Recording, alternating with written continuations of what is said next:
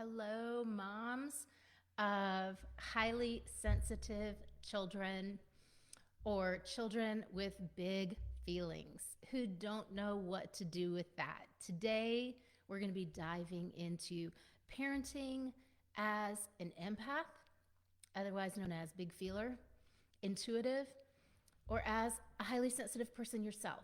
So, usually the apple does not fall far from the tree. And I've learned this in my several decades of working with many, many highly sensitive moms who are very tuned into what their children are feeling. So, to start off this talk, I want to ask you to please say in the comments the word yes, type in the comments if you have had the experience of knowing what your child is feeling what they're feeling, tuning in quickly to they're anxious, they're worried, they're stressed. I can see something isn't right. I can feel something isn't right. And then you notice it raises your blood pressure. It raises your antenna so that you are also feeling something similar, worried, anxious, maybe nervous that when is the shoe going to drop? When is this kid going to lose it? Or when are they going to boil over? Okay, so if you notice that these things are true about you, and they're also true about one of your children, or you can see, wow, this kid has a lot of my partner's traits and qualities, it may be true that either you or your partner are highly sensitive or are what we call empaths, big feelers, intuitives, and that your child has also inherited some of these traits. So I want you to listen up today because what we're going to do is give you a little bit of a broader understanding and perspective on what it means to parent as an empath or as a highly sensitive person yourself. And just listen, even if you're not sure if you have some of these traits or if these labels make any sense to you. I encourage you and invite you to listen, even if this is the first time that you've heard those words, because having worked with overwhelmed moms for a long time now, and in my program, Awaken Motherhood, helping moms resolve the problem of overwhelm and everyday anxiety, I have a certain level of expertise in being able to identify whether someone has these traits or not. I'm going to share with you what they are, what they look like, the kind of problems they present, and then give you somewhat of a roadmap to being able to help your child and, of course, yourself through these tough moments to a place of more stability, more awareness, more security, and more confidence. Because when you know that you know how to handle a situation in parenting, it removes a lot of the fear and a lot of the anxiety and a lot of the hard work, honestly. Life gets a lot easier when you know the strategy. Okay, so excited you're here to join me for this. If you're new to the group, welcome. I'm so glad you're a part of this community. It is thriving and growing, and I really invite you and encourage you to invite any mom friends that you have to this community. This is a community only for moms where we feel safe to share and post and ask questions on any of the nitty gritty. Any of the stuff you kind of don't want to talk to your friends about, you can share that here. You can post that here. You can ask those questions here. So really, there's nothing off limits. Feel free to ask what you don't feel comfortable to ask in any other mom group you're in. So let's dive in. This is parenting for empaths and highly sensitive people. Even if you're not sure if that's what you are yet or if that label fits you, it's okay.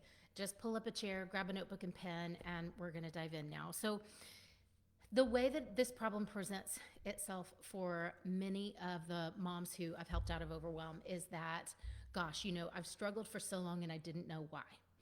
I noticed that I tend to want to fix things. If my child has a big feeling, I tend to want to fix that, even shut it down with getting bigger than them or yelling or threatening or snapping at them. But I'm trying to control it, and no judgment for me, for sure, no judgment in this group.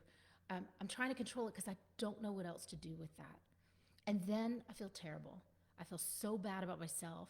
I feel like I just am replaying the situation. I'm regretting. I feel guilty.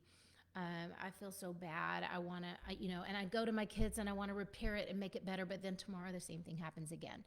My child gets a big feeling. It could be your 16-year-old. It could be your 3-year-old. It's all the same, you guys. My kiddo's having a big feeling.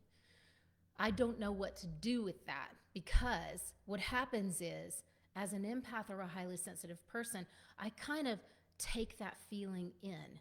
And either I feel it in my body, like my heart racing, or my thoughts racing, or tension, stress, my back hurts. Oh my God, I'm tired. I have to sit down. Either that's happening, or I'm kind of numbed out to my own experience, because I've been feeling things for so many years and not knowing how to process them, that I'm just checked out. I'm just numbed out. I'm checked out, and I'm just yelling, hey, stop it, cool off, lower your voice, go to your room. I'm in that mode. So however you cope, it really doesn't even matter. The point is, what's creating that? What is the problem underlying those coping skills that you're not a fan of, that is causing you to drain energy, that is causing you to boil over in frustration, that's causing you to lose it, that's causing you to kind of just lose yourself in this whole process? Sound familiar? Raise your hand, drop in the comments. Yes, if this is you. Okay, so what most people do is they are very hard on themselves. Work with a lot of very talented perfectionists, very big overachievers are my clients, and they get very down on themselves. You know, we might beat ourselves up. We might judge ourselves. We might feel critical. We may worry that we're being judged by others, by a partner, by a husband, by a spouse. Might worry that our kids are going to only remember the yelling, remember the unhappiness. And as a highly sensitive person, as an empath, that's not okay with you, right? It's not okay. Everybody needs to feel good. You need to give your children, there's a strong drive to give your children a feeling of safety, and maybe that you didn't have growing up, emotional safety, a feeling of you are okay, and everybody's okay, and you're going to be okay, and it's safe to be near mommy, and this is a safe place where you can process through your feelings, where you're free to feel whatever you need to feel, right? Okay, so any and all of these things may be going on for you, may be going on for your kids. As a highly sensitive and empath, you either absorb feelings like a sponge, that happens, and you don't know they're not even yours.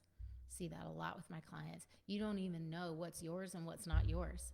So big problem is people are overwhelmed, and it's actually not even their stress that they're reacting to. You're reacting to someone else's stress, a partner's stress about the kids, or about your kids' overwhelm. And not knowing how to separate from that causes overwhelm. Got it? Okay, questions so far? Drop them in the chat. So ways that people cope that don't work out so well for children or for parents is I have to stop this, I have to control it, I have to control the behavior, I have to shut it down, or I'm gonna leave a long leash, and then all of a sudden it's too much and I'm boiling over. Okay, or sometimes people love gentle parenting approaches, maybe attachment parenting, and if that's your style, that's awesome, that's great. But where it totally falls apart for people is I am trying so hard to be present with my child and allow them to feel whatever they feel, because I want all feelings to be allowed, because that's not how I grew up. And where that falls apart, or kind of the wheels come off, is when your child is feeling and feeling and feeling, and they can't find their way out of it, and you're just allowing, and you're then starting to feel overwhelmed because it's so much that you can't seem to get through that to the other side, or don't know what to do next. Make sense? Okay, so moms will lose themselves in this process, dads too, but I'm talking to you today, moms. So you will lose yourself in this process without being anchored into something larger within yourself. As an empath and a highly sensitive person, without a plan, without a roadmap, you will become filled up by your child's struggle, or by a partner's stress about your child's struggle, even if it's not yours. And that can be overwhelming. So when you are trying to keep everyone okay, and you are drawing from your own personal tank, your reserve, when you are trying to keep everyone okay, to calm everyone down, to, yeah, we could say control, but it could come from a good place. It could be trying to support and offer more and more emotional support to your kids who are struggling, but nothing's changing. They're not getting better. You're starting to worry there's something really wrong with them. Then you're thinking maybe there's something wrong with me. Maybe I'm doing something wrong. What am I missing? This is so important because this is the place where people can slide into defeat, and overwhelm can become depression. And to be fair, a lot of moms I know in this group are struggling with depression. You don't even know that's what it is. You just feel irritable. And depression shows up in adults as irritability a lot of the time. Or you're just exhausted and kind of not enjoying any of the time you're spending with your kids. Again, depression. Or you've been in anxiety for so long that you're kind of just feeling this perpetual freeze mode or paralysis or defeat. Okay, so if you're there, I really want you to first give yourself permission to acknowledge this is where I am. And I've been not wanting to acknowledge that because it scares me. And it is scary to feel hopeless, to feel defeated, to feel like there's no one who can help me. Or I've been to therapy for 3 years now, and there's really nothing has really been resolved or achieved that I can put my finger on and go, that's different. That's so different. My life is so much happier now. And if that's the case, then I want to just invite you to notice it, to be real with yourself, to have a moment of honesty with yourself in the mirror and go, I'm not where I want to be right now. I am not having the experience in motherhood I want to have, and it's okay. In fact, no change can happen until you have that moment in the mirror with yourself and go, this isn't what I want. And it's just not enough for me, and it's not okay for me, and something needs to shift. Let's just start there, right? So if you find that you're thinking there's something wrong with my child, or I'm worried, or I need to kind of ship them off somewhere and fix that, I want to say with no judgment that whatever you think will become true. Whether that is, my kid is a fantastic dynamo. They are so unique. They are a unicorn. My child is such an amazing, incredible gift. And even though he or she is struggling right now, I do know and feel and believe that they are a phenomenal force to be reckoned with, and cannot wait to see how that's coming together. And I'm up for supporting that. That's one story about a kid who's really, really struggling and suffering. And another story, the one that most people tell, is, oh my gosh, I'm so overwhelmed because my kid is struggling and I don't know how to help them. And I think there's something really wrong with this kid. Maybe they need a diagnosis. Maybe this kid is bipolar or has ODD. And I'm just going to label my kid ODD. Now, I mean, even just saying that, right? I'm feeling the heaviness in my body that you guys feel when we have these conversations. That is so overwhelming. What do I feel when I tell that story? Powerless, hopeless, scared. That increases my fear.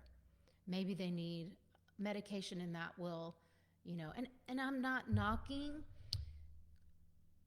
that if your child needs medication, or if you've tried medication for a child and it's helped, that's amazing. But I do talk with a lot of moms who have tried a lot of things and it's not working. And underneath, they're holding a story that is so fear-based that incites fear into the child.